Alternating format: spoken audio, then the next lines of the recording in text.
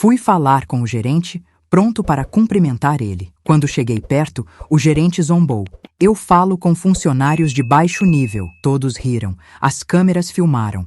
Mantive a calma e falei: parabéns, você acaba de perder 2,5 milhões de reais. Eu nunca pensei que, aos meus 68 anos, depois de uma vida inteira de trabalho honesto, paciência, perdas, cicatrizes e silenciosas vitórias, eu viveria um dos dias mais humilhantes e, paradoxalmente, mais libertadores da minha existência. Nunca imaginei que uma simples ida ao banco mudaria o rumo da minha história. Mas a vida tem um jeito estranho de mostrar quem realmente somos e quem realmente são aqueles que cruzam nosso caminho. Eu lembro daquele dia como se estivesse acontecendo agora, diante dos meus olhos. O calor abafado, o vento pesado de janeiro batendo nas janelas. Meu vestido azul claro que eu mesma costurei. Minhas mãos ligeiramente trêmulas, não de medo, mas de expectativa. Eu tinha acordado cedo, tomado meu café preto em silêncio e saído com uma pasta marrom que eu guardava no fundo do guarda-roupa há anos. Uma pasta que continha não somente papéis, mas capítulos inteiros da minha vida. Eu estava indo ao banco resolver algo importante. Algo que eu vinha adiando. Algo que mexia com memórias que ainda doíam, mas eu estava firme. Até que a vida, como sempre, mostrou que os maiores testes não vêm quando estamos fracos, mas quando finalmente encontramos força. Eu entrei no banco devagar, sentindo o ar frio do ar-condicionado envolver meu corpo. Alguns clientes esperavam sentados, outros em pé, e havia um leve cheiro de perfume caro misturado a papel.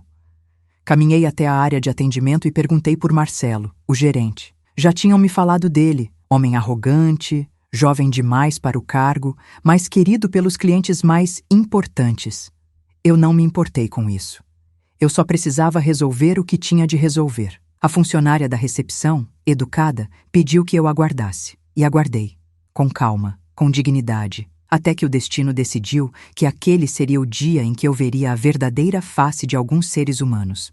Marcelo saiu da sala dele com passos confiantes, falando alto com dois homens engravatados, todos rindo como se estivessem num show particular. Ele viu que eu me aproximei, sorridente, pronta para estender a mão e cumprimentá-lo. Então, ele fez o impensável. Eu já disse que não falo com funcionários de baixo nível. Ele zombou, alto o bastante para todos ouvirem. Um silêncio cortante se espalhou por alguns segundos. Depois, risadas. Risadas altas, cruéis, vazias. Eu senti meu rosto queimar, meu peito apertar, minha visão embaçar, mas não deixei nenhuma lágrima cair. Eu sou uma mulher velha, sim, mas velha no melhor sentido, velha de alma forte, velha de quem já viu mais do que muitos podem imaginar. Eu permaneci firme, observando a expressão de superioridade dele, aqueles olhos que me analisaram como se eu fosse um objeto esquecido. Ele achou que eu era uma faxineira, talvez, ou uma funcionária qualquer. Ele viu minha roupa simples e decidiu que eu não tinha valor. Ah, se ele soubesse. Ah, se ele soubesse o tamanho da história que eu carregava naquela pasta marrom. A câmera do banco estava apontada para ele. Eu vi a luz vermelha piscando, registrando tudo. Cada palavra, cada risada, cada ato de humilhação gratuita. E então veio o momento decisivo. Eu ergui o rosto, endireitei a coluna e disse com toda a calma do mundo: parabéns, Marcelo. Você acaba de perder 2,5 milhões de reais. As risadas cessaram, os olhos se arregalaram. O silêncio tomou conta do banco. Silêncio pesado, silêncio denso, silêncio de choque coletivo. Marcelo ficou pálido. Como é? Ele gaguejou, finalmente percebendo que talvez, apenas talvez, tivesse cometido o maior erro profissional da vida dele. Eu segurei firme a minha pasta, como se segurasse a própria força que me sustentou durante uma vida inteira. E pensei: agora, Marcelo, agora você vai conhecer a mulher que você tentou humilhar. Mas para entender o peso desse momento, é preciso voltar no tempo. Voltar para a história da minha vida. Voltar para antes de eu entrar naquele banco.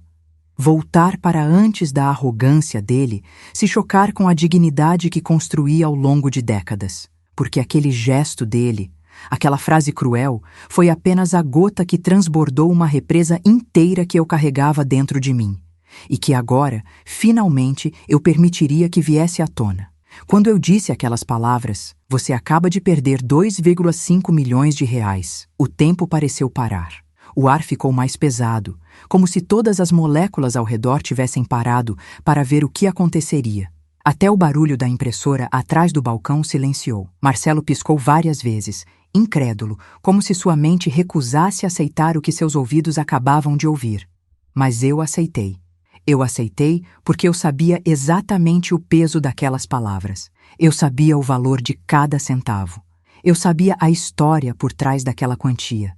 E ao contrário dele, eu sabia que o dinheiro não definia quem eu era. Eu permaneci de pé, segurando firme a pasta marrom. Aquele objeto parecia pequeno e simples nas minhas mãos, mas guardava dentro dele uma vida inteira de sacrifícios. Pessoas ao redor começaram a murmurar, algumas com espanto, outras com curiosidade, outras tentando esconder a vergonha de terem rido comigo ali minutos antes. Marcelo engoliu em seco, tentou sorrir, tentou recuperar a pose, mas não conseguiu. Dona, me desculpe, eu acho que houve um engano, balbuciou, gaguejando como uma criança pega numa mentira. Ah, não houve engano, Marcelo. Nem da parte dele, nem da minha. Ele me viu como inferior e me tratou como tal. Isso não é engano, é caráter. Eu me aproximei dele com calma. Calma de quem já viveu o suficiente para entender o valor do silêncio. Eu pedi para falar com o gerente, disse. E você me humilhou na frente de todos. Ele começou a gesticular, desesperado. Não foi isso, eu pensei que a senhora fosse uma funcionária do setor de limpeza. E se eu fosse? Perguntei, levantando uma sobrancelha. Funcionários de limpeza não merecem respeito? O silêncio que se formou atrás de mim mostrou que a pergunta atingiu não apenas Marcelo, mas metade dos clientes que riram. Ele tentou remediar, mas seu rosto já dizia tudo.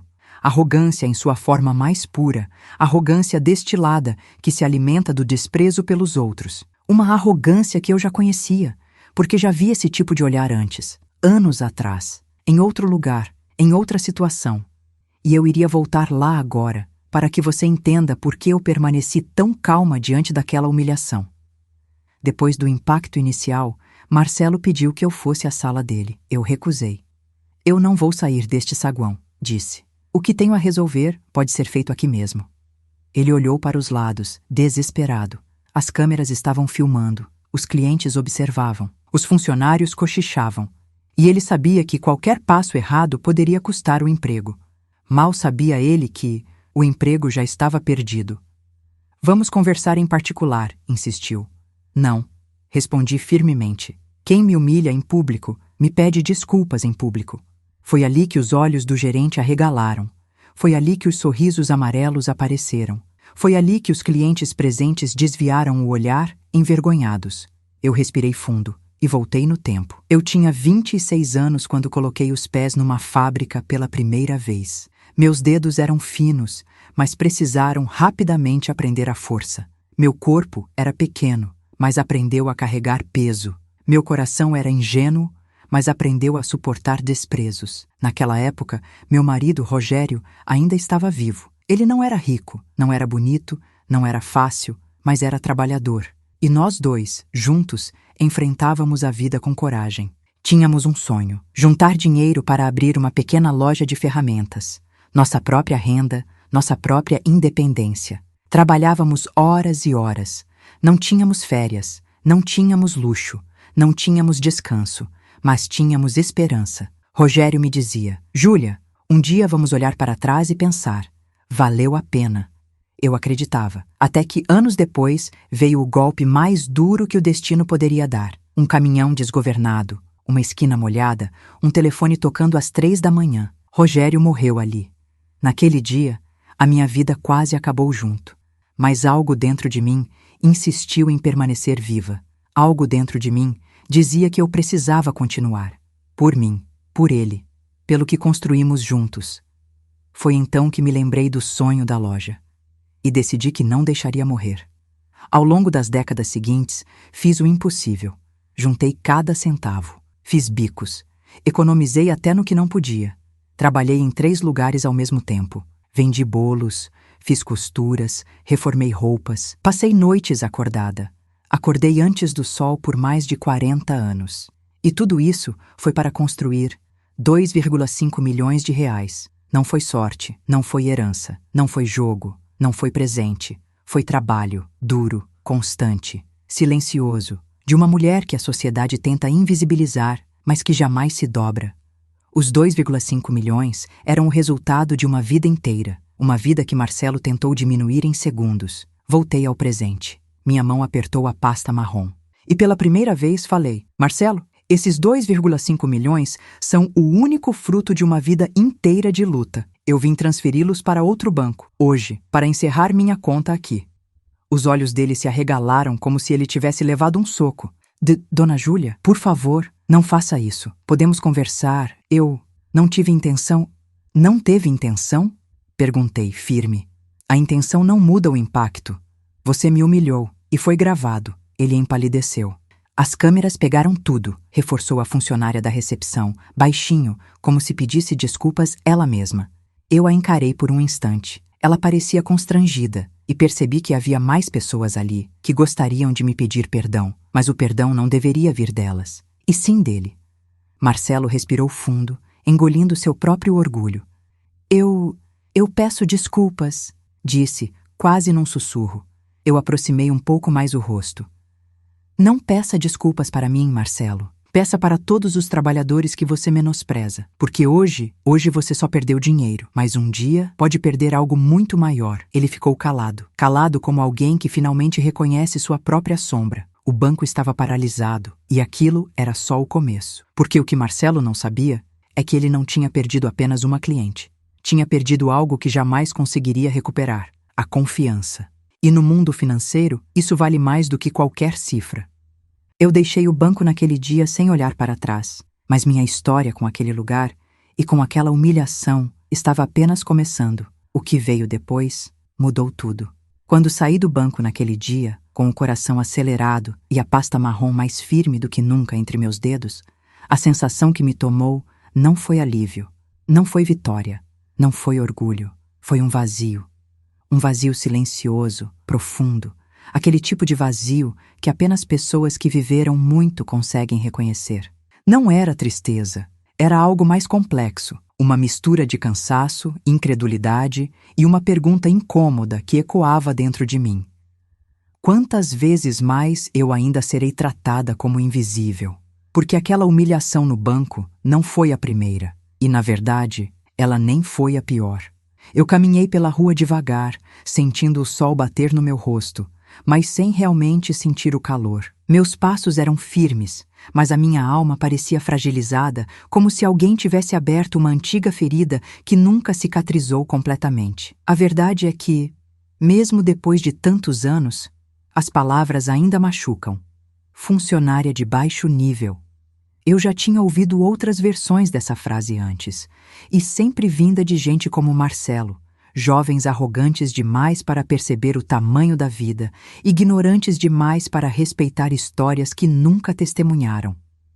Enquanto caminhava, me vi pensando em Rogério. Meu marido tinha uma forma muito particular de me olhar. Era um olhar que dizia, você consegue. Era um olhar que dizia, eu vejo você. Era um olhar que me dava forças para enfrentar o mundo. Quando ele morreu, ninguém mais me olhou assim. E talvez por isso, pessoas como Marcelo tivessem tanta facilidade para me diminuir. Eles não sabiam da minha força, não sabiam da mulher que eu precisei me tornar, não sabiam da luta silenciosa que carreguei por décadas, mas estavam prestes a descobrir, porque aquela humilhação não ficaria sem resposta. Peguei o ônibus para casa. Ele estava lotado, apertado, quente. Sentei-me perto da janela, observando as ruas passarem por mim como se fossem partes de um filme antigo. A cidade seguia seu ritmo, indiferente à minha dor, mas eu sentia tudo, cada voz, cada cheiro, cada olhar. Uma senhora se sentou ao meu lado, com sacolas pesadas. Ela sorriu para mim e eu sorri de volta. Aquele gesto simples me trouxe um pequeno conforto, o tipo de conforto que só quem já viveu muito entende. Voltamos a ser humanas quando outra pessoa nos enxerga. O banco não me viu, Marcelo não me viu, mas aquela senhora sim, e isso me fez segurar uma lágrima que queria cair. Quando cheguei em casa, abri a porta com calma. A casa parecia me abraçar. As paredes carregavam memórias antigas. O cheiro do feijão que Rogério gostava, a marca do peso do tempo no piso, a foto amarelada na estante. O silêncio me acolheu como um velho amigo. Coloquei a pasta marrom sobre a mesa da cozinha e me sentei. Olhei para ela por longos segundos. Aquela pasta era praticamente minha vida. Mas também era meu segredo. Poucas pessoas sabiam que eu tinha aquele dinheiro, e menos ainda sabiam como eu o juntei. Eu era costureira, mas também fazia consertos de bolsas, reformava cadeiras, fazia bordados para noivas, dava aulas informais. Durante anos, virei noites costurando para pagar dívidas, sobreviver, manter a dignidade. E tudo isso enquanto enfrentava pequenas humilhações diárias. Porque a sociedade olha para mulheres como eu, mulheres mais velhas, simples, com mãos marcadas pelo trabalho, como se fôssemos sombras. Eu já ouvi coisas como: você não entende disso. Você deve ser só faxineira. Ah, mas você ainda trabalha? Você mora sozinha? Que dó! Ah, se eles soubessem o peso da minha história, se soubessem da força que eu precisei ter para sobreviver, se soubessem que, mesmo envelhecendo, eu nunca parei de sonhar. É que as pessoas confundem silêncio com fraqueza, mas o meu silêncio sempre foi preparo. E aquele banco, aquele gerente, estava prestes a descobrir isso. Naquela noite, sentei-me no sofá, com um chá quente nas mãos, e comecei a lembrar de outra pessoa importante, meu filho, Caio. Ele tinha sido meu apoio quando jovem, inteligente, trabalhador, mas com uma tristeza escondida que eu não compreendia na época. Ele tinha sonhos ambiciosos: estudar engenharia, abrir uma empresa, construir uma vida sólida. Mas o tempo e as pessoas o moldaram de outra forma. Ele cresceu vendo como me tratavam, vendo eu ser diminuída, vendo eu ser obrigada a aceitar coisas que não merecia. E isso o endureceu. Um dia, antes de se mudar para trabalhar em outra cidade, ele me disse: "Mãe, um dia você vai aprender a colocar as pessoas no lugar delas." Eu demorei, mas aprendi. Eu só não sabia que teria de fazer isso tão tarde na vida. E com um homem que nunca imaginou que uma senhora pudesse carregar uma história tão pesada e 2,5 milhões em uma pasta. Eu estava profundamente imersa nesses pensamentos quando o telefone tocou. Olhei o visor, era do próprio banco. Meu coração acelerou. Atendi. "Alô? Dona Júlia? Aqui é a recepção do Banco Oeste. O gerente gostaria de falar com a senhora novamente. Ele pediu que eu marcasse uma reunião privada amanhã cedo." Eu respirei fundo, e uma calma quase perigosa tomou conta de mim. "Claro", respondi. "Diga a ele que estarei lá." "Às 9?" perguntou a moça, apreensiva. "Às 9, confirmei." Antes de desligar, ela murmurou, tão baixo que parecia um pedido de desculpas: "Dona Júlia, o que ele fez hoje foi horrível. Nós sentimos muito." Eu fechei os olhos. "Eu sei, minha filha. Obrigada por ter dito isso." E desliguei. O destino estava se movendo. O jogo estava sendo armado. E eu estava pronta. Porque o que Marcelo ainda não sabia era que no dia seguinte eu revelaria mais do que os 2,5 milhões. Eu revelaria quem ele realmente era e quem eu realmente era. E aquilo seria apenas o começo da queda dele. Eu quase não dormi naquela noite, não por medo. Eu já conhecia o medo intimamente, já tinha dividido o travesseiro com ele por anos, principalmente depois da morte de Rogério. Mas naquela noite não era medo, era outra coisa. Era uma mistura de revolta e lucidez, como se pela primeira vez em muito tempo eu estivesse enxergando a vida com os olhos completamente abertos. E a verdade é que, quando uma mulher amadurece, sofre, sobrevive e renasce, ela não tolera mais o que antes aceitava calada. Eu passei horas sentada no sofá, ouvindo o relógio da sala marcar o tempo. Cada tic-tac parecia me lembrar de todas as vezes que fui diminuída por alguém. E como eu sempre engolia em silêncio, sempre respirava fundo, sempre deixava para lá. Mas agora não. Naquela noite, eu decidi algo profundo. Ninguém mais vai passar por cima de mim. Nunca mais. Eu arrumei a mesa, separei os documentos, organizei mentalmente o que eu diria no dia seguinte e, finalmente, quando já era quase madrugada, me permiti deitar. Dormir, porém, foi outra história. Acordei antes do sol nascer, como sempre fiz durante décadas. A luz tímida iluminava a cozinha enquanto eu preparava meu café. Aquele café forte, cheiroso, que me sustentou em tantas fases da vida. Enquanto o cheiro se espalhava pela casa, abri a pasta marrom outra vez. Ali dentro estavam meus extratos antigos, os registros de trabalho, os recibos de costuras feitas à mão, as anotações de vendas, os depósitos mensais e os últimos investimentos que eu fiz. Tudo fruto do meu esforço, do meu suor, da minha disciplina, da minha dor transformada em força. Eu respirei fundo e fechei a pasta novamente, como quem sela uma decisão. Hoje, mais do que mostrar meu dinheiro, eu iria mostrar minha história. Quando deu 8h30, vesti uma roupa simples, porém limpa e bem passada. Prendi o cabelo para trás e coloquei meu sapato mais confortável, aquele marrom que Rogério sempre dizia que me deixava com cara de mulher forte. Peguei a pasta e saí. O caminho até o banco parecia diferente naquele dia. As mesmas calçadas, os mesmos vendedores ambulantes, as mesmas árvores, mas algo em mim caminhava diferente. Eu caminhava como quem tem propósito, como quem tem destino marcado, como quem espera não mais ser humilhada, mas ser ouvida. Quando cheguei à porta do banco, a recepcionista me viu e imediatamente endireitou a postura. Ela parecia ansiosa, como se ainda carregasse o peso do dia anterior. "Bom dia, Dona Júlia", disse ela, quase sussurrando. "O gerente pediu que a senhora fosse direto para a sala dele." Eu percebi o desconforto nos olhos dela. "Obrigada, minha filha", respondi com um sorriso gentil. "Você não tem culpa de nada." Ela respirou fundo, aliviada, como se precisasse ouvir isso. Entrei no corredor que levava à sala de Marcelo. A porta estava entreaberta e eu pude ouvir sussurros lá dentro. "Isso está viralizando", alguém dizia em tom baixo. Um cliente filmou a cena e postou nas redes. O vídeo já tem mais de 50.000 visualizações. Meu passo congelou. Outro respondeu: "O departamento jurídico está preocupado. Disseram que se ela mover um processo, vai dar trabalho." Marcelo sussurrou de volta: "Eu vou resolver isso. Ela é velha. Uma conversa clara basta." Eu fechei os olhos por um instante. Velha, sempre desconsiderada. E então, se alguém tinha filmado tudo, não havia só as câmeras internas. Havia provas externas. A humilhação dele não estava mais presa àquela sala. Estava no mundo. E talvez, finalmente, o mundo estivesse pronto para ouvir mulheres como eu. Quando bati à porta, o silêncio dentro da sala foi imediato. Marcelo se ajeitou na cadeira, limpou a garganta e sorriu de forma artificial, como se tentasse se recompor rapidamente. "Dona Júlia, por favor, entre." Eu entrei devagar, sentei-me com calma e coloquei a pasta sobre a mesa.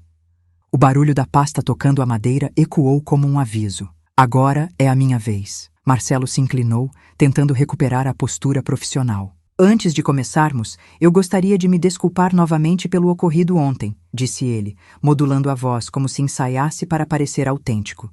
"Tive uma percepção equivocada e me expressei de forma inadequada. Percepção equivocada." Eu quase ri. "Não, Marcelo", respondi. "Você teve exatamente a percepção que quis ter." Ele travou. Eu continuei: "A verdade é que você olhou para mim e achou que eu não merecia respeito, porque eu era velha, porque eu parecia simples, porque eu não estava vestida como suas clientes importantes." A expressão dele desmoronou. "Não foi isso." Eu ergui a mão, interrompendo. "Pode guardar suas justificativas. O que importa agora são as consequências." Ele engoliu em seco. "Eu gostaria de saber se a senhora reconsiderou transferir sua conta. Nós preparamos algumas propostas especiais." Eu permaneci firme. "Você vai me ouvir primeiro."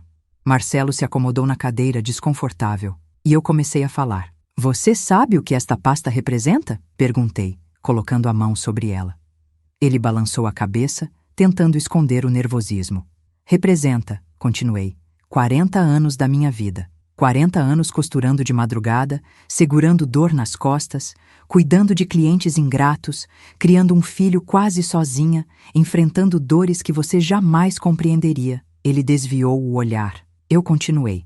"Representa noites sem dormir, dívidas pagas com sacrifício, sábados e domingos trabalhando enquanto outras pessoas descansavam." A voz começou a tremer, não de fragilidade, mas de força acumulada. Representa todas as vezes que me chamaram de velha, invisível, sem importância, de baixo nível. Marcelo começou a suar.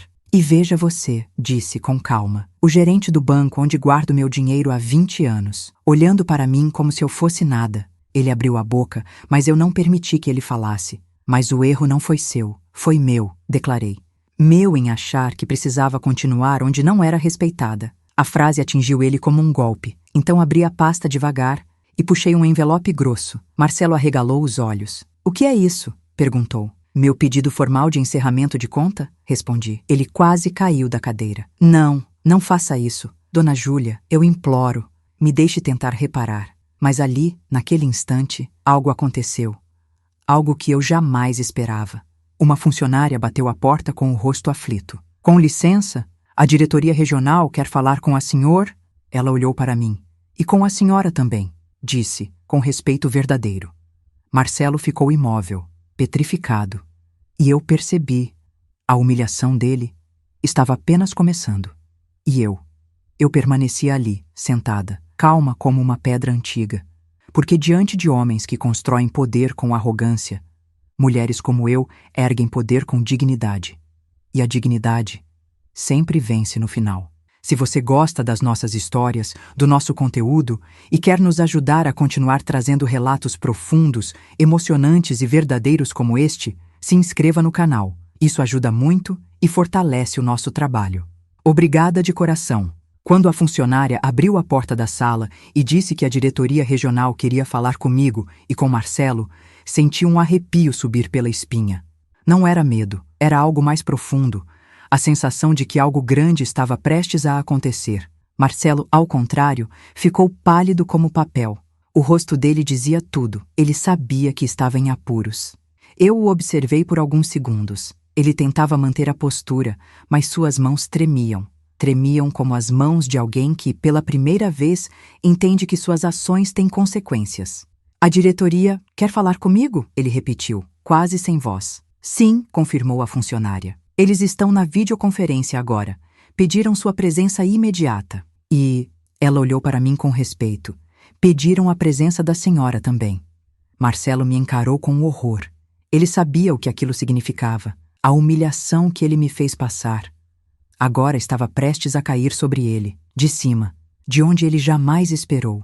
Eu me levantei devagar, segurando a pasta marrom com ambas as mãos. A funcionária abriu caminho e eu caminhei com passos lentos, firmes, quase cerimoniais. O corredor parecia mais longo do que antes. Os funcionários me observavam, alguns com vergonha, outros com admiração, outros ainda tentando entender quem eu realmente era. No fundo, a verdade era simples. Eu era uma mulher que eles sempre viram, mas que jamais realmente enxergaram. Chegamos à pequena sala de videoconferência. Uma mesa oval, 2 cadeiras de couro, uma TV grande na parede e uma câmera bem posicionada. Marcelo hesitou antes de entrar. Sua mão parou na maçaneta por um segundo longo demais. Eu entrei primeiro. A tela já estava ligada. Do outro lado, 2 representantes da diretoria regional. Uma mulher de expressão séria e um homem de terno impecável. Bom dia, senhora, perguntou a mulher. Júlia Fernandes, respondi. Dona Júlia, disse o homem com uma voz profunda e formal. Pedimos desculpas por chamá-la assim, de maneira repentina, mas consideramos essencial ouvi-la imediatamente. Recebemos um vídeo e vários relatos. Meus olhos se estreitaram. Vídeo, vários relatos. Então realmente tinha se espalhado. Marcelo engoliu seco, completamente sem cor. A diretora continuou. O comportamento do gerente Marcelo foi absolutamente inaceitável. Estamos acompanhando o caso com seriedade. Mas gostaríamos de ouvir, da senhora, o que aconteceu exatamente. Eu respirei fundo. Calma, firme, do jeito que as mulheres mais velhas aprendem a ser. O que aconteceu, senhora diretora? Comecei. Foi simples. Eu pedi para falar com o gerente. E o gerente me humilhou diante de todos. Houve um silêncio pesado. Marcelo tentou se defender. Não foi bem assim, A diretora levantou a mão. Fique calado, Marcelo. Você terá seu momento. Ele se encolheu. Eu continuei. Ele me viu e decidiu que eu era alguém sem importância. Disse que não falava com funcionários de baixo nível. E riram. Todos riram. O diretor respirou fundo. A diretora balançou a cabeça com indignação verdadeira. E o que a senhora veio resolver no banco ontem? O diretor perguntou. Eu coloquei a mão sobre a pasta marrom. E ali, naquele instante, preparei o golpe. Eu vim encerrar minha conta, respondi. Era uma movimentação simples? Perguntou a diretora. Não, respondi, fitando Marcelo diretamente. Era uma transferência de valor significativo. Marcelo se mexeu na cadeira. Suava. O diretor se inclinou para a frente. Podemos saber o valor? Eu abri a pasta, puxei os documentos. Estendi-os com calma para a câmera. 2,5 milhões de reais. A sala ficou em silêncio absoluto. A diretora arregalou os olhos. O diretor se recostou na cadeira, perplexo. Marcelo levou a mão ao peito, como se tivesse levado um tiro invisível. 2,5 milhões, repetiu a diretora lentamente, como se as palavras pesassem toneladas. E ele falou aquilo para a senhora? Falou, confirmei. Marcelo tentou se defender novamente. Mas eu não sabia quem ela era. Eu não sabia o valor. A diretora então perguntou. Marcelo, por que isso importa? Ele congelou. E eu sorri internamente, porque ali estava a verdadeira lição. Ali estava a verdade nua. Ele só respeita quem tem dinheiro. Ele não respeita pessoas. O diretor então falou algo que eu jamais esquecerei. Dona Júlia, a senhora quer que este funcionário seja afastado imediatamente? Marcelo arregalou os olhos, apavorado. Não, por favor, não, murmurou ele, quase sem ar. Eu fechei a pasta devagar, respirei fundo e respondi. Eu quero que ele aprenda a respeitar seres humanos. Todos eles. A diretora assentiu. Ele será afastado hoje mesmo. Marcelo enterrou o rosto nas mãos. E ali, naquele instante, aconteceu a primeira virada da história. Não a financeira, não a jurídica, mas a moral. A que realmente importa. Quando a reunião terminou, a diretora ainda pediu que eu ficasse na linha por mais 1 minuto. Dona Júlia, disse ela com delicadeza, eu sei que este episódio foi doloroso, mas, por favor, não encerre sua conta ainda. Gostaríamos de oferecer atendimento exclusivo, um acompanhamento profissional adequado.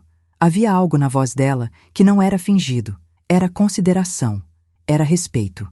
Eu respondi, eu vou pensar, e desliguei. Saí da sala devagar. A recepcionista olhou para mim com um misto de espanto e admiração. Dona Júlia, o que aconteceu?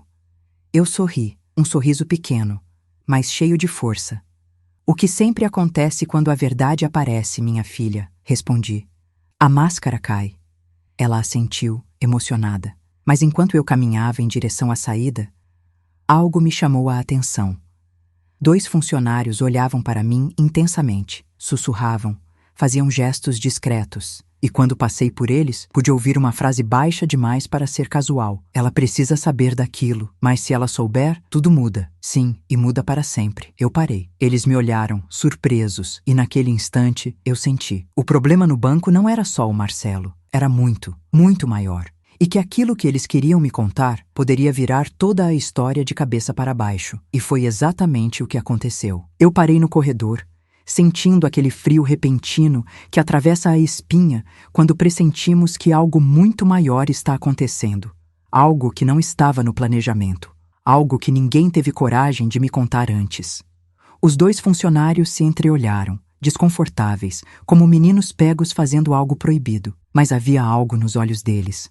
Algo que não era curiosidade, nem fofoca, era medo. Medo verdadeiro. O tipo de medo que um funcionário só demonstra quando sabe que está arriscando o emprego ou a própria dignidade por tentar ajudar alguém. Eu respirei fundo e dei um passo na direção deles.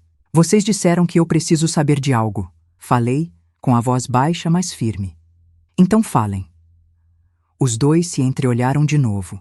O mais jovem, magro, rosto tímido, uniforme bem passado, abriu a boca primeiro. Dona Júlia, não é seguro falar aqui. As câmeras filmam tudo, até expressões. Precisamos de alguns minutos, longe daqui. O outro, mais velho, balançou a cabeça concordando. É sério, senhora, é muito sério. E envolve o seu dinheiro. Meu coração acelerou. Não por medo, mas por alerta. Porque quando alguém diz que seu dinheiro está envolvido, especialmente num banco, é porque tem coisa grave pela frente. Eu olhei em volta. Funcionários caminhavam. Clientes esperavam, Tudo parecia normal na superfície. Mas agora eu sabia que havia algo subterrâneo, escondido, invisível para quem não quer ver. E eu iria ver, eu iria ouvir, eu iria descobrir. Os dois fizeram um gesto discreto, indicando a porta lateral que dava acesso à área externa de manutenção do prédio, uma área quase sem movimento. Caminhei atrás deles. O ar fora do banco estava quente, pesado, abafado, a temperatura perfeita para segredos que precisam vir à tona. Quando chegamos a um canto isolado, o funcionário mais velho olhou para mim, respirou fundo e disse: Dona Júlia, o problema do banco não é o Marcelo. Eu me mantive firme. Eu imaginei, respondi com calma. Ele continuou: aqui dentro existe algo acontecendo, algo errado, muito errado, e não é de hoje. O mais jovem completou: e a senhora quase foi vítima disso. Senti minha pele arrepiar. Minhas mãos apertaram involuntariamente a alça da pasta marrom. Vítima do quê?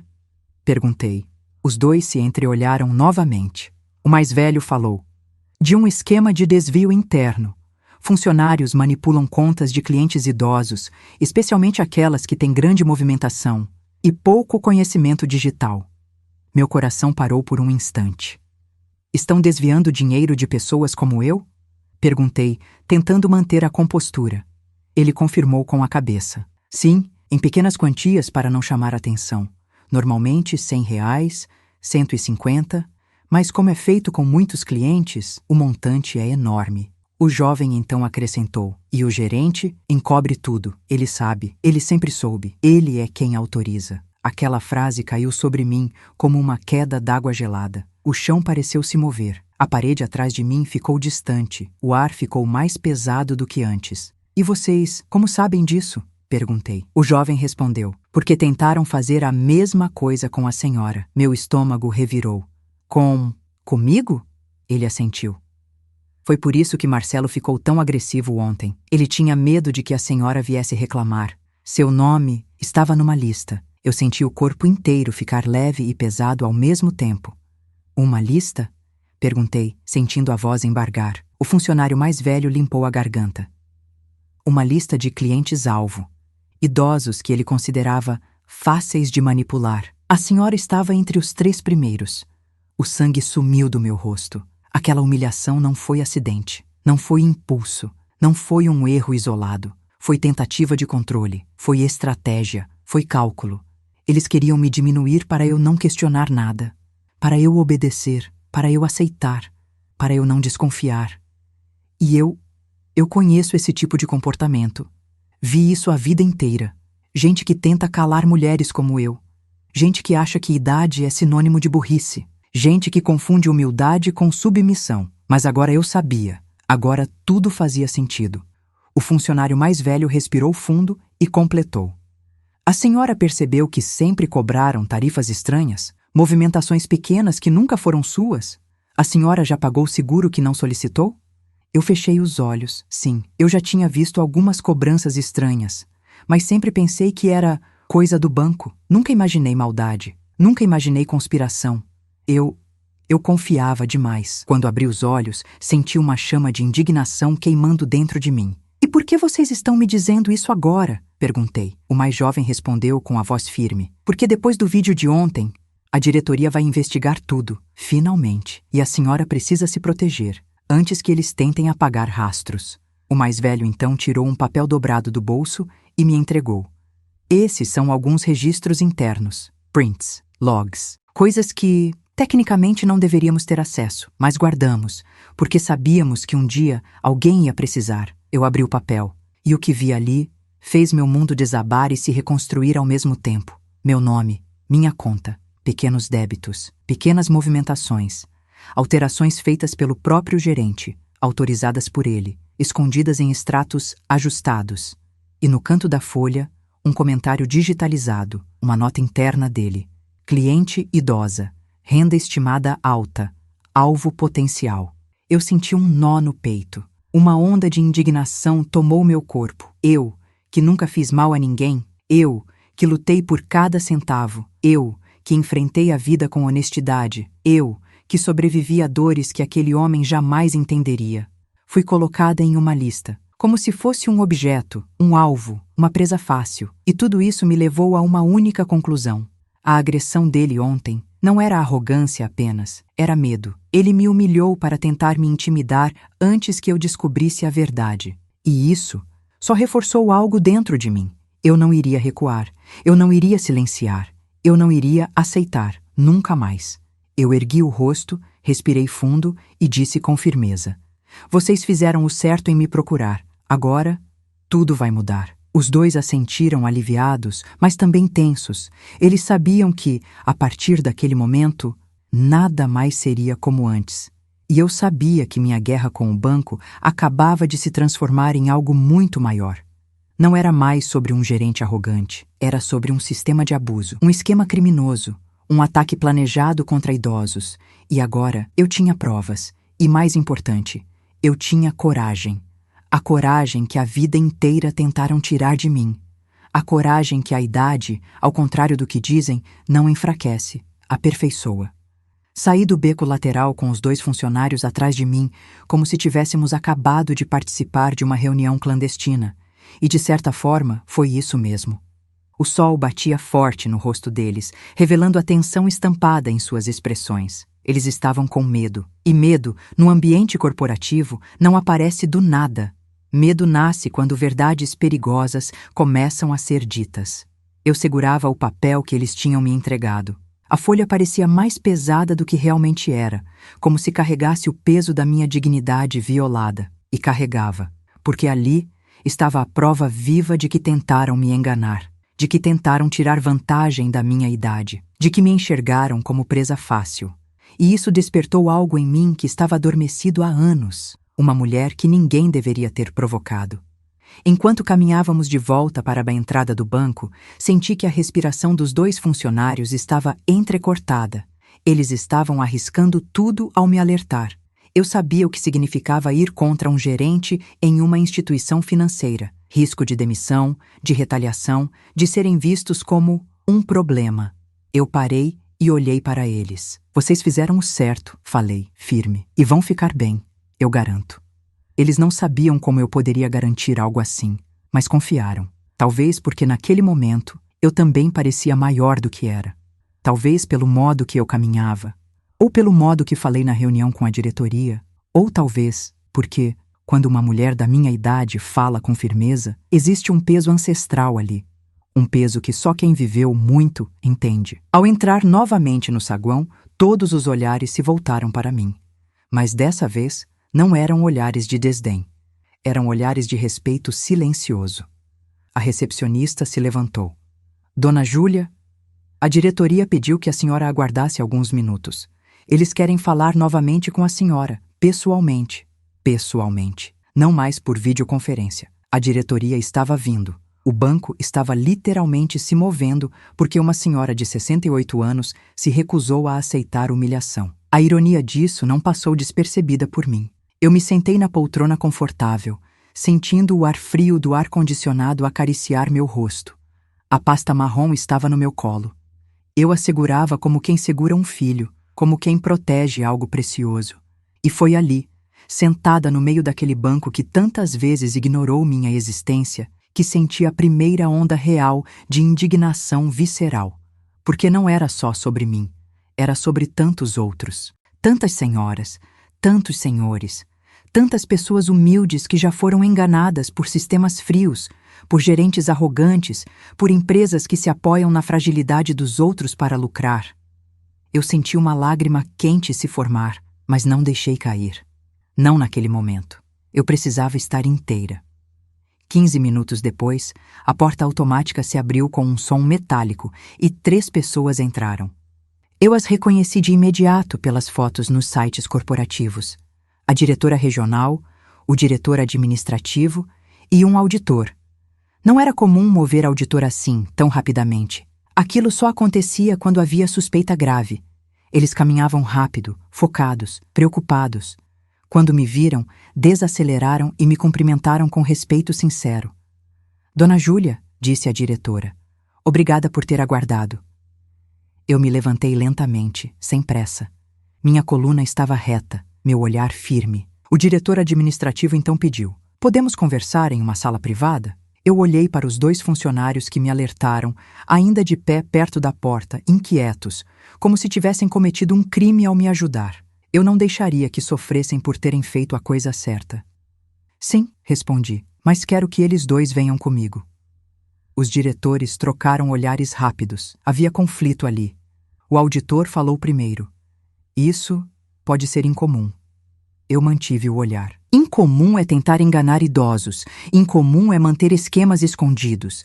Incomum é colocar meu nome numa lista de alvos. O choque atravessou o rosto deles. E então, a diretora disse, eles vêm conosco. Os 2 funcionários respiraram aliviados. Entramos em uma sala grande, com paredes de vidro, mas cortinas fechadas. O ar era sério, formal, como se aquela sala fosse palco de algo grande.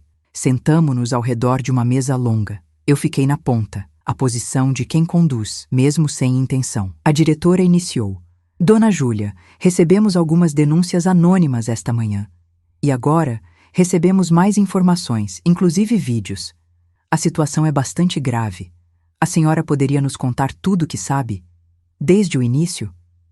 Eu abri a pasta marrom e espalhei os papéis sobre a mesa, um a um, organizados, claros, inquestionáveis. O que eu sei, comecei, é que um gerente tentou me humilhar para me silenciar. E agora sei também que ele estava envolvido em algo maior. Os diretores se inclinaram. O auditor anotava freneticamente. Eu continuei. Recebi informações internas de que existe um esquema de desvio dentro deste banco. Pequenos valores retirados de contas de idosos. Não uma vez, mas repetidamente. E que meu nome estava numa lista de alvos. A diretora ficou chocada. O diretor administrativo arregalou os olhos. O auditor parou de escrever. Isso, disse a diretora com a voz baixa, é gravíssimo. Eu assenti. Eu sei. E não vou aceitar. O diretor administrativo pigarreou. Precisamos ver essa lista. A senhora teria provas? Os 2 funcionários se remexeram nas cadeiras. Eles estavam nervosos. Eu os olhei com firmeza, transmitindo segurança. O mais velho tirou o celular do bolso, hesitou e então colocou sobre a mesa. Está tudo aqui. A diretora pegou o celular com luvas descartáveis, abriu as imagens e seu rosto mudou drasticamente. Era a expressão de alguém que acabara de ver um esqueleto escondido no armário. Senhor administrador, ela disse passando o aparelho para ele. Veja isso. Ele olhou e empalideceu. Essa é, literalmente, uma lista de perfis de clientes vulneráveis, ele murmurou. Com notas, justificativas e instruções de manipulação. O auditor levantou a cabeça rapidamente. Isso é crime. Crime corporativo, crime financeiro, crime contra idoso. Eu inspirei fundo, deixando minha voz sair firme. Agora vocês entendem por que eu acho que o problema nunca foi o Marcelo? O tipo de silêncio que antecede uma explosão. A diretora então falou. Dona Júlia, o banco precisa da sua ajuda. Precisamos que a senhora dê um depoimento formal. E precisamos agir rápido, porque se esse esquema existe mesmo, está acontecendo agora, em várias contas.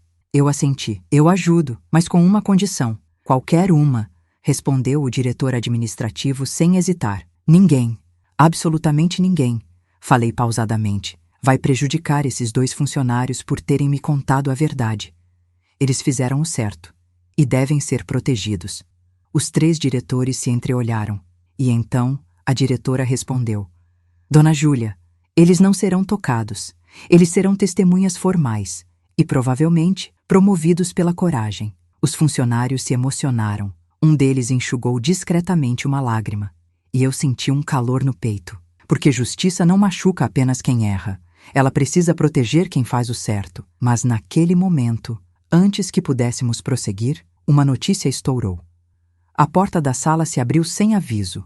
Um segurança entrou apressado, com o rosto pálido, quase sem ar. Diretora, temos um problema. Ela se levantou. O que aconteceu? Ele engoliu seco. O gerente Marcelo fugiu do prédio pela saída de serviço e, antes de sair, ele tentou apagar os registros do sistema. A sala inteira ficou em choque. Eu senti o ar desaparecer. O diretor administrativo estreitou os olhos. Ele sabe que está arruinado, murmurou. O auditor completou. E quando um homem desesperado foge, ele faz qualquer coisa. A diretora virou para mim. Dona Júlia, Precisamos proteger a senhora imediatamente. E naquele instante, eu entendi. A guerra tinha começado de verdade. E o inimigo não era mais apenas arrogante. Era perigoso. O anúncio de que Marcelo havia fugido não caiu apenas como uma notícia ruim. Foi uma sombra. Uma sombra que se espalhou pela sala, pelos corredores, pelos rostos tensos dos diretores, pelo silêncio preso nos lábios dos funcionários, pelo ar pesado que parecia não circular mais. Fugir. Apagar registros. Atuar desesperadamente. Essas ações não vêm de alguém que teme perder o emprego. Vêm de alguém que teme perder muito mais. E naquele instante eu compreendi. O homem que tentou me humilhar não era apenas arrogante, não era apenas covarde, era perigoso. A diretora se aproximou de mim, preocupada. Dona Júlia, precisamos levá-la para uma sala mais segura. Não sabemos se ele pode tentar contato. Contato. Aquela palavra ficou ecoando na minha mente. Por que Marcelo tentaria falar comigo?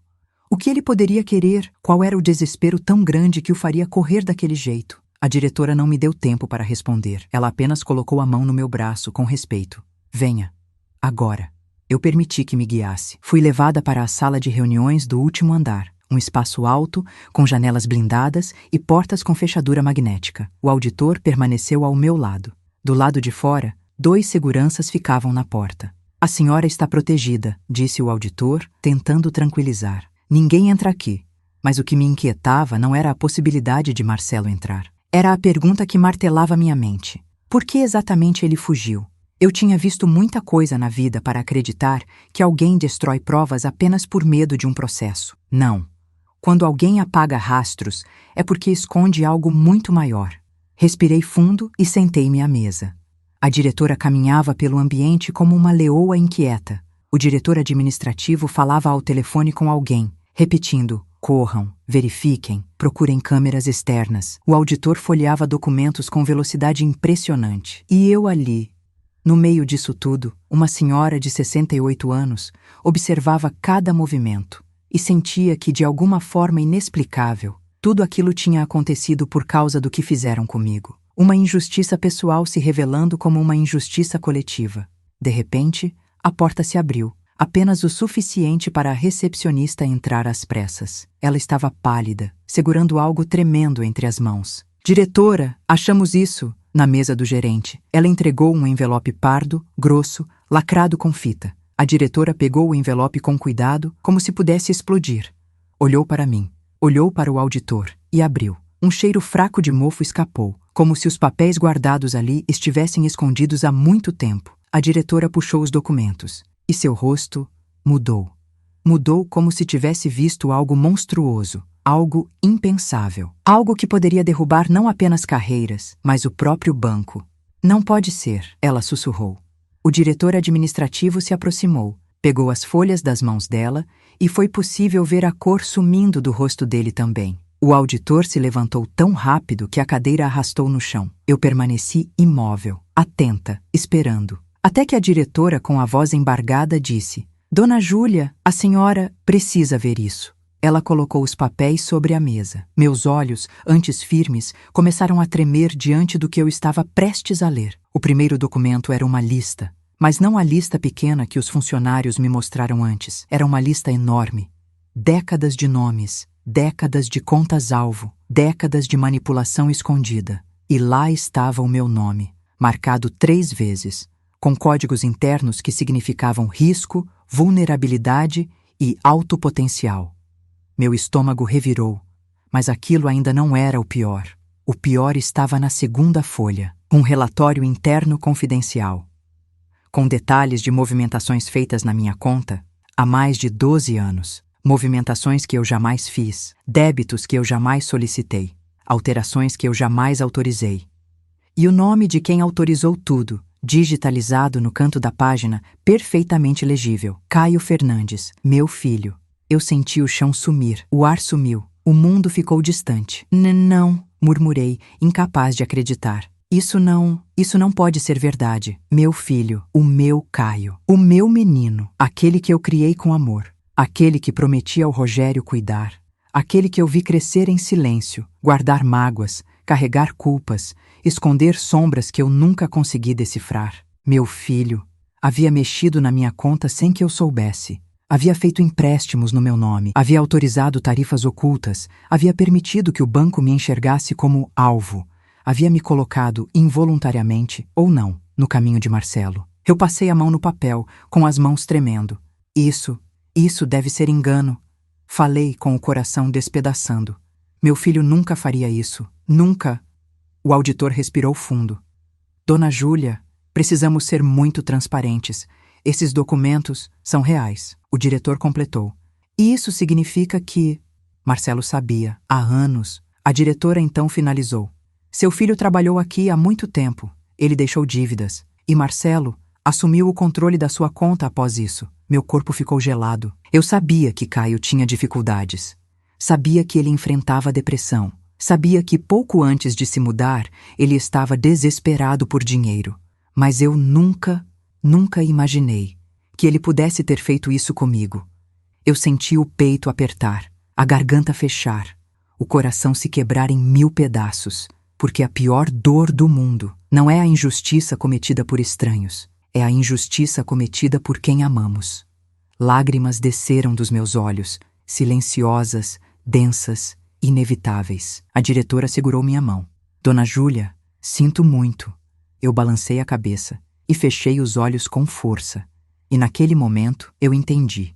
O inimigo não era apenas Marcelo. Não era apenas o banco. Não era apenas o sistema. A raiz da dor, a primeira ferida, estava dentro da minha própria casa. O silêncio da minha vida inteira estremeceu, e eu percebi algo devastador. Eu estava lutando não só por justiça, eu estava lutando pela minha história inteira, inclusive pelas partes que eu nunca quis enfrentar, e aquela revelação mudaria tudo, para sempre. O papel diante de mim parecia tremer, mas não era o papel, era eu. Meu corpo inteiro estava em choque. Meus dedos tremiam sobre a mesa, tentando agarrar aquela folha como se ela fosse viva, como se pudesse responder minhas perguntas, como se pudesse negar o que dizia ali. Mas o papel era frio, duro, inquestionável. O nome do meu filho, ali. No documento que mostrava que, há anos, ele mexia na minha conta sem que eu soubesse. Ele, meu menino, meu Caio, minha última ligação com Rogério, meu amor mais profundo. Eu senti meu coração mergulhar num abismo tão escuro que quase perdi o ar. A diretora tentou falar comigo, mas eu não ouvi. O auditor chamou meu nome, mas parecia distante. O diretor administrativo colocou um copo d'água à minha frente, mas eu não conseguia mover um músculo. Eu estava presa numa memória antiga. E como sempre, memórias vêm sem pedir permissão. Me vi novamente na porta da nossa antiga casa. Caio tinha apenas 15 anos. Era alto, magro, desengonçado. Ria de tudo. Ainda tinha aquela pureza que só os adolescentes têm antes de o mundo quebrá-los.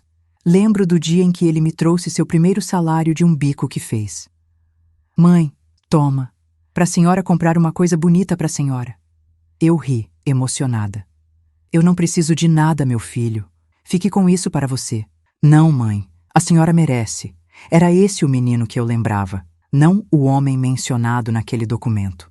O Caio dos meus olhos sempre foi bom, mesmo quando ficou triste demais, mesmo quando se afastou, mesmo quando parecia carregar um peso que eu não entendia. Mas agora eu via por trás do véu que sempre usei para protegê-lo de si mesmo, porque amor às vezes cega. Amor às vezes impede que vejamos o abismo. E eu não quis ver. Dona Júlia, respire, disse a diretora colocando a mão sobre a minha. Eu respirei, lentamente, como quem reaprende a existir. Quando finalmente ergui o olhar, encarei os 3 diretores. Meu filho, sussurrei, mexia na minha conta sem eu saber? Silêncio. Os 3 sabiam que aquela pergunta não buscava informação. Buscava coragem para ouvir a resposta. O auditor respirou fundo.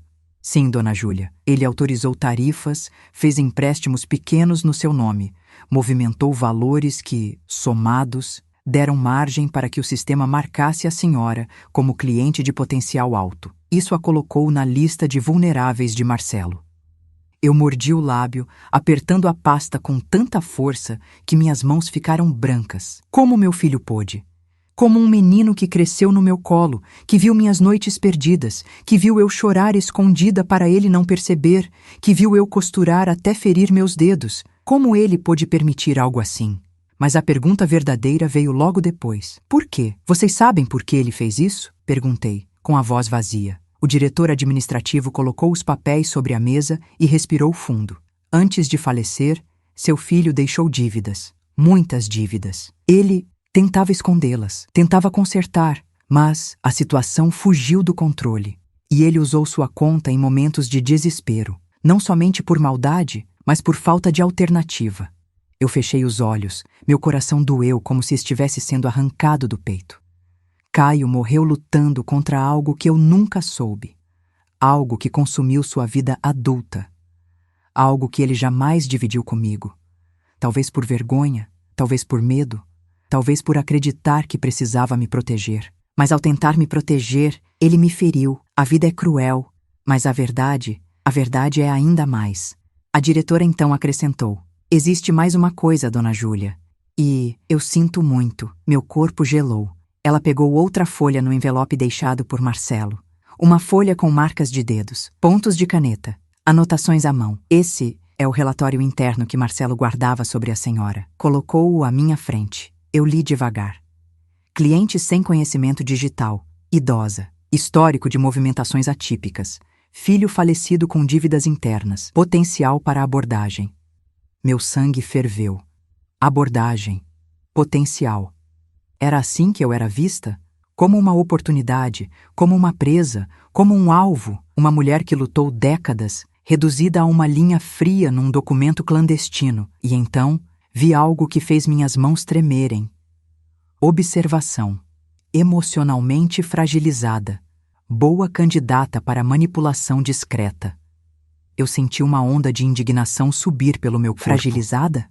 Sim, eu estava fragilizada. Pela vida, pela dor, pela perda do meu marido, pela perda do meu filho, pela solidão que me acompanhava em cada madrugada silenciosa. Mas fragilidade não é sinônimo de fraqueza. Eu ergui o olhar e meus olhos queimavam.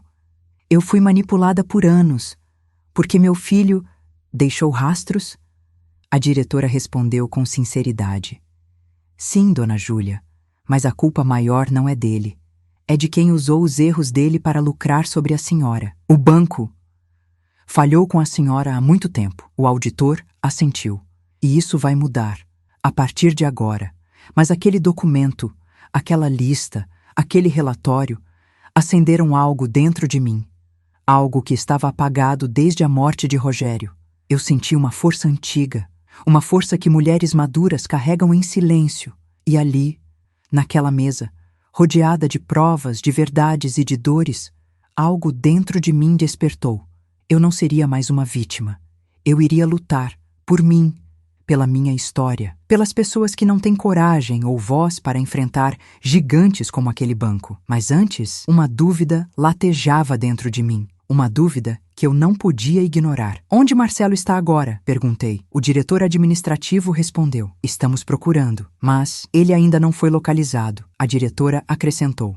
A senhora não pode voltar para casa sozinha hoje, dona Júlia. Não sabemos do que ele é capaz. Eu senti um arrepio frio correr pela espinha, não de medo, mas de preparação, porque eu sabia, instintivamente, que Marcelo não fugiu para se esconder. Ele fugiu para tentar me alcançar primeiro. E o que viria depois disso seria a verdadeira batalha. A batalha que definiria o final da minha história. Aquelas palavras. Ele ainda não foi localizado. Ficaram ecoando dentro de mim por longos segundos, como um som grave que não encontra paredes para parar. Marcelo havia fugido, tentado apagar registros, deixado documentos incriminadores.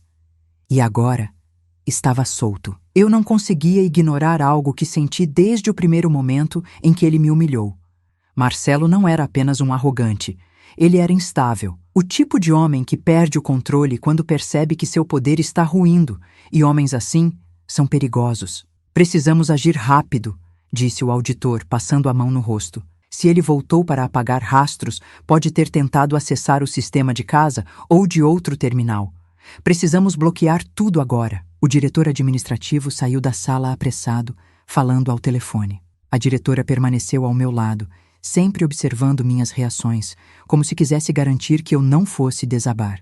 Mas eu não iria desabar. A dor sobre meu filho ainda estava viva, latejando, queimando por dentro como um corte recém-aberto. Mas agora ela se misturava com algo novo, determinação, uma chama crescente. A verdade sobre Caio me atingiu como uma pedra, mas ao mesmo tempo me libertou da culpa muda que carrego há anos, porque no fundo eu sempre senti que meu filho escondia algo. Eu sempre soube que ele sofria mais do que dizia, mas saber que ele tentou resolver seus erros sozinho e caiu nas mãos de gente como Marcelo. Isso me despertou de uma forma que eu jamais imaginaria. Ele não tinha sido mau, ele tinha sido fraco, desesperado e aproveitado por homens cruéis. E agora esse ciclo iria acabar. Por mim, por ele, por todos aqueles que nunca tiveram voz. A diretora, percebendo meu silêncio profundo, tocou meu braço. Dona Júlia, eu sei que é muita coisa para absorver. Nós podemos dar um tempo se a senhora quiser. Eu balancei a cabeça. Não, eu quero continuar. Ela assentiu. Havia respeito no olhar dela. Aquele tipo de respeito que não se compra, não se exige. Aquele tipo que só aparece quando alguém vê a grandeza de outra pessoa. E então, o inesperado aconteceu. A porta da sala foi aberta com violência. Um segurança entrou correndo, completamente ofegante. Diretora, temos um problema grave, gravíssimo! Todos se viraram ao mesmo tempo. Meu coração disparou. O segurança lutava para respirar. O gerente, Marcelo, ele engoliu seco. Ele entrou em contato. Ele mandou uma mensagem para um funcionário. A sala congelou. Que mensagem? Perguntou a diretora com um semblante tenso. O segurança estendeu o celular tremendo. A diretora pegou o aparelho e leu. Seu rosto ficou branco. Ele quer falar com a senhora, Dona Júlia, disse ela, em choque. E se a senhora não falar com ele, ele diz que vai fazer besteira. Eu senti meu estômago revirar. Deixe-me ver, pedi. Ela hesitou, mas entregou. A mensagem era curta e assustadora. Eu sei mais do que vocês imaginam. Se ela não falar comigo, eu conto tudo, tudo, e vocês vão se arrepender. Assinava Marcelo. Meu coração acelerou, mas não de medo, de intuição. Porque havia algo ali, escondido, algo que ele sabia, algo mais profundo do que as fraudes, algo que envolvia o meu filho, algo que ninguém tinha dito ainda. Eu levantei os olhos para a diretora. Eu vou falar com ele. De jeito nenhum, disse o auditor. Ele está instável. A senhora não pode correr esse risco. Ele pode ser perigoso, reforçou a diretora. Não vamos deixar a senhora exposta. Eu respirei fundo e disse a frase que ninguém esperava. O perigo começou há anos. Eu só estou enxergando agora. Silêncio. A diretora se aproximou. O que a senhora quer dizer? Eu olhei para o documento na mesa. Olhei para o nome do meu filho. Olhei para a palavra abordagem e percebi. Percebi algo que me fez tremer por dentro. Marcelo sabe coisas sobre meu filho, respondi. Mais coisas do que vocês sabem. Coisas que talvez Caio tenha feito, tentado fazer, ou que ele viu. O auditor arregalou os olhos. A senhora acha que ele participou de algo com o seu filho? Eu balancei a cabeça. Não. Acho que Marcelo explorou o desespero do meu filho. Acho que ele ameaçou Caio. Acho que ele viu nele uma oportunidade. E quando meu filho morreu, ele viu em mim outra. A diretora levou a mão à boca. O auditor murmurou. Isso pode ser muito maior do que imaginamos. E então, um som ecoou. Toc, toc. A sala inteira ficou rígida. Era alguém batendo na porta. O segurança abriu um palmo, preparado para qualquer coisa. Uma funcionária entrou, ofegante. Diretora, alguém deixou isso na recepção. Pediram para entregar urgentemente para a senhora. Ela segurava um envelope branco, sem nome, sem remetente. A diretora pegou, abriu, e o que estava lá dentro fez seu rosto congelar completamente. Não pode ser, sussurrou a voz trêmula. O auditor correu para olhar, e também ficou pálido. Eu me levantei, sentindo a tensão como um peso físico. O que é isso? Perguntei. A diretora colocou o envelope diante de mim. Dentro dele havia uma única foto. Meu coração parou. Era uma foto do meu filho, Caio, em pé no balcão daquele mesmo banco, com Marcelo atrás dele e documentos na mão. com uma expressão apavorada. A foto era antiga, mas reveladora. Meu filho não estava assinando nada. Meu filho estava sendo pressionado. A mão de Marcelo segurava seu ombro, firme, como quem segura alguém para não deixar fugir. E a caneta, na parte de trás da foto, uma frase escrita por Marcelo. Você não sabe o que seu filho fez, mas eu sei. A sala ficou muda. Eu levei a mão ao peito, sentindo uma dor tão profunda que parecia física. Meu mundo inteiro girou. O auditor sentou abruptamente. A diretora ficou sem palavras. E eu finalmente entendi. Meu filho não havia simplesmente cometido erros financeiros. Meu filho havia sido coagido, manipulado, amedrontado, explorado por Marcelo. Caio não roubou de mim. Ele foi pressionado, e Marcelo sabia disso, e guardou essa foto por anos, esperando o momento certo para usá-la. E agora, com tudo desmoronando, ele estava tentando me atingir com a única coisa que poderia realmente me destruir: a culpa, a dor de mãe, a sensação de ter falhado com meu filho quando ele mais precisava. Minhas mãos tremiam, mas meus olhos queimavam com uma força que eu não sentia desde a juventude. Eu me endireitei na cadeira e disse a frase que marcou a virada. Eu vou falar com Marcelo, mas não para ouvir, para acabar com isso. A diretora tentou impedir. Dona Júlia, isso é perigoso demais. Eu olhei para ela com uma serenidade que só a maturidade dá. Minha filha, quando tiraram meu filho de mim, tiraram o medo também. Silêncio, profundo. O segurança engoliu seco. O auditor fechou os olhos e a diretora finalmente entendeu. Aquela mulher que entrou no banco humilhada, agora era outra. Agora era uma força. Agora era a protagonista de sua própria história. E ninguém, absolutamente ninguém, iria parar o que estava por vir. Porque no dia em que uma mulher como eu decide lutar, o mundo inteiro treme. Quando decidi enfrentar Marcelo, o ar dentro da sala ficou pesado, denso, quase sólido. A diretora se afastou alguns passos, como se estivesse processando a ideia de permitir que uma senhora de 68 anos se colocasse frente a frente com um homem desesperado, um homem com tanto a perder e nada mais a esconder. Mas não era apenas coragem, era necessidade, era encerramento, era justiça e, acima de tudo, era amor por meu filho. A diretora engoliu seco antes de falar. Dona Júlia, nós podemos intermediar esse contato. Não queremos colocar sua segurança em risco. Eu respirei fundo, mantendo a postura ereta, sentindo cada vértebra da minha coluna se alinhar com uma força ancestral. Ele não quer falar com advogados, nem com diretores, muito menos com a polícia. Ele quer falar comigo, então é comigo que ele vai falar. O auditor esfregou as têmporas, tensíssimo. Ele pode tentar manipular a senhora, pode tentar intimidar. Minha vida inteira tentaram me intimidar, meu filho, respondi, com uma serenidade que surpreendeu até a mim. E eu sobrevivi a tudo. O que ele pensa que vai fazer? Gritar, me ameaçar? Isso não me derruba mais. A diretora ficou alguns segundos em silêncio, depois respirou fundo e tomou a decisão. Tudo bem, vamos fazer sob nossas condições, com segurança, com monitoramento e com a polícia posicionada. Ela se voltou para mim. Mas a senhora não estará sozinha. Eu não disse nada. Mas por dentro, sabia. Mesmo rodeada de gente, mesmo com segurança, mesmo com a diretoria inteira, a conversa seria apenas entre eu e ele, entre o algoz e a vítima que escolheu não morrer. A diretoria organizou tudo em poucos minutos. Telefones exclusivos, rastreamento, transmissão direta para uma sala ao lado.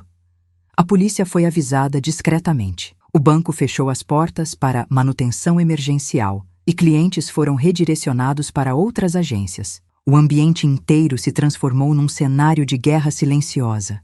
E eu, com minha pasta marrom contra o peito, caminhava por aqueles corredores como uma mulher que finalmente carregava sua própria luz, mesmo que essa luz tivesse nascido da dor. A recepcionista me passou o telefone que seria usado para o contato. Ele vai ligar neste número, explicou ela. Qualquer coisa estranha, aperte o botão lateral 2 vezes. Eu assenti. Meu dedo roçou o telefone e senti um peso estranho. Não era medo, era destino. O telefone tocou, um toque seco, inesperado, cortante. A diretora fez sinal para que eu atendesse. Eu levei o aparelho ao ouvido. Alô? Uma respiração pesada respondeu. Eu reconheci na hora, era ele, Marcelo. Mas sua voz não era a mesma que me humilhou há dias. Não havia arrogância, não havia risada, não havia soberba. Havia algo mais sombrio. Dona Júlia, disse ele, com a voz falhando. A senhora precisa me ouvir.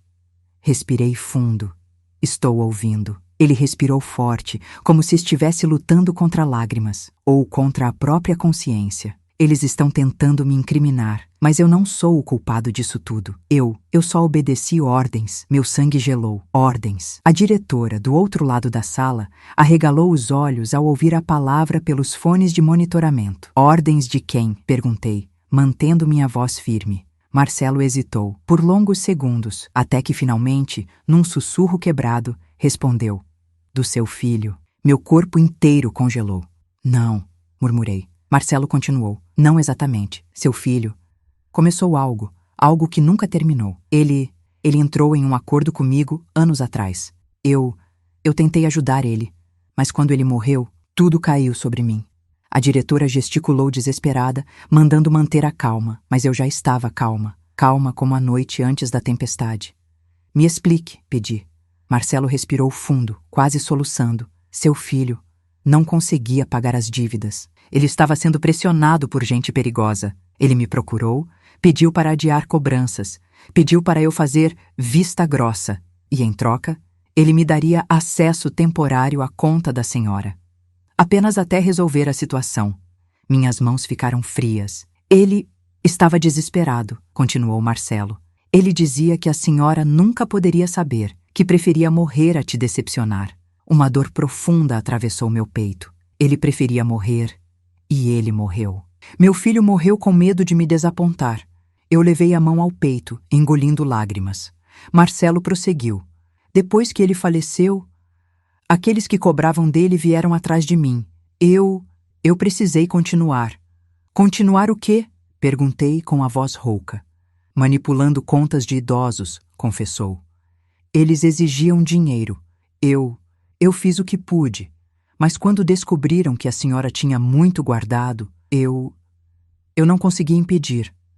Então veio a frase final. A frase que virou meu mundo ao avesso. Eu tentei te afastar ontem, porque eles queriam que eu te convencesse a liberar seus investimentos. Se eu não conseguisse, eles iriam atrás de você. O chão desapareceu sob meus pés. Não era apenas corrupção, não era apenas fraude, não era apenas arrogância. Era crime organizado, extorsão, ameaça, perseguição. E meu filho tinha sido a porta de entrada. Meu filho havia sido usado, consumido, destruído. E eu, agora, era o próximo alvo. A diretora colocou a mão na boca. O auditor ficou petrificado. Um policial começou a armar o colete, mas Marcelo não terminou. Sua voz ficou mais trêmula, mais instável. Eles estão vindo atrás de mim agora. Eu não tenho mais nada a perder. Dona Júlia, me desculpe. Eu nunca quis machucar a senhora. E então, um barulho estourou no telefone. Um estrondo seco. Um grito abafado. E a ligação caiu. A sala inteira explodiu em movimento. Policiais gritaram comandos. O segurança fechou as portas. A diretora acionou alarmes internos. O auditor puxou o laptop para rastrear a ligação. Mas eu fiquei imóvel, parada no meio daquela sala, sentindo a dor, a raiva, a revelação, o colapso, tudo se misturar dentro de mim como um furacão. Meu filho não foi culpado. Meu filho foi vítima. Meu filho foi destruído por um sistema podre. E Marcelo foi o instrumento, mas não o criador. E agora eu sabia. Eu não estava lutando contra um gerente. Eu estava lutando contra uma rede inteira. Contra algo muito maior. Algo que só pode ser vencido com estratégia, não emoção.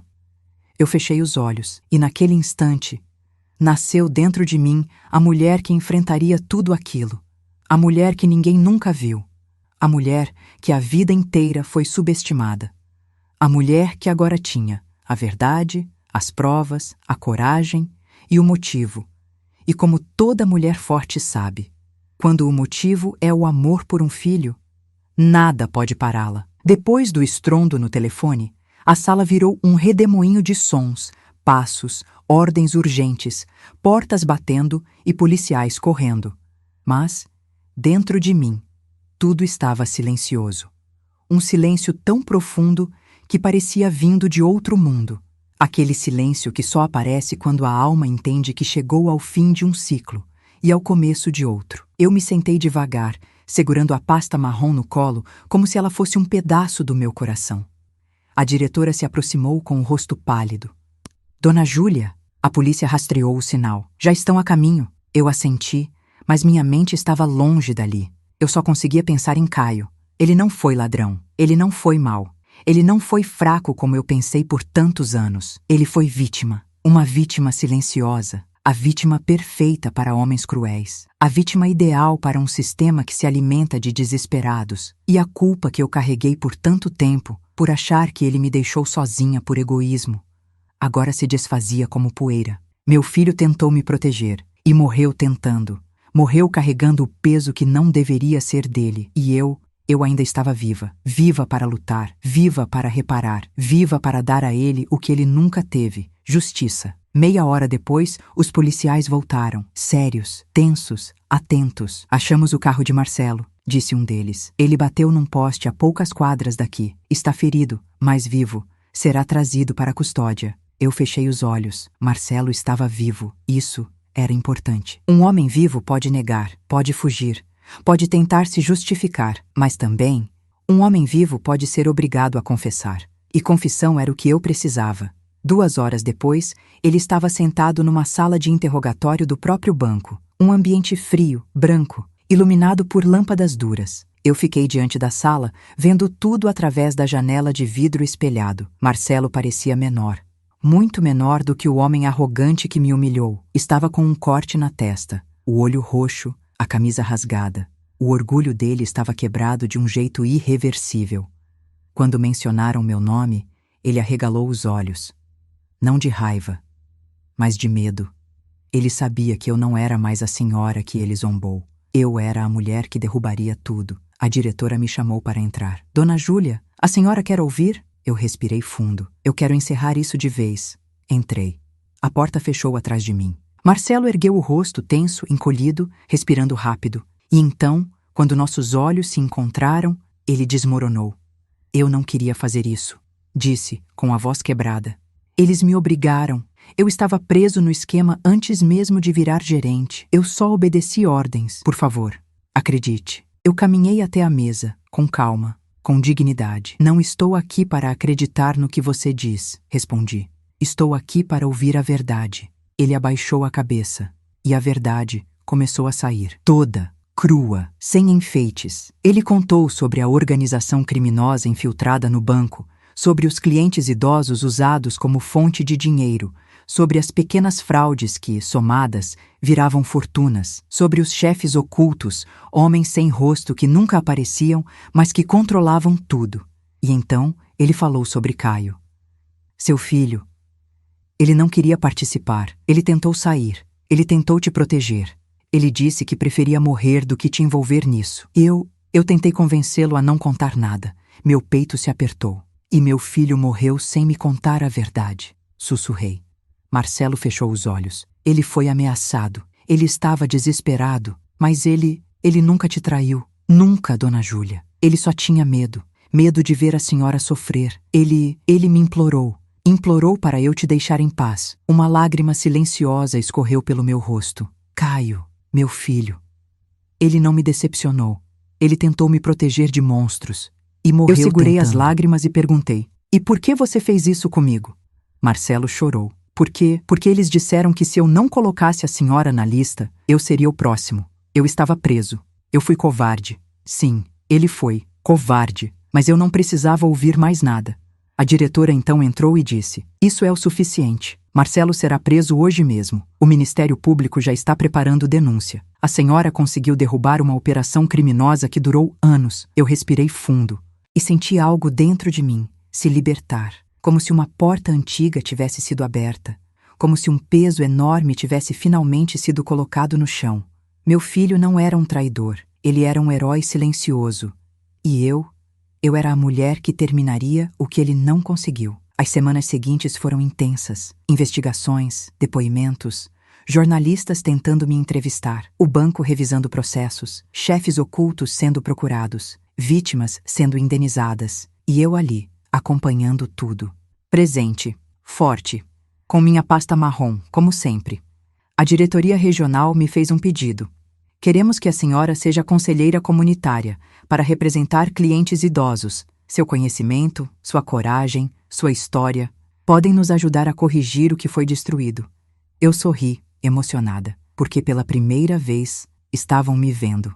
Não como idosa, não como vulnerável, não como alvo, mas como mulher, como lutadora, como alguém que fez a diferença. Eu aceitei.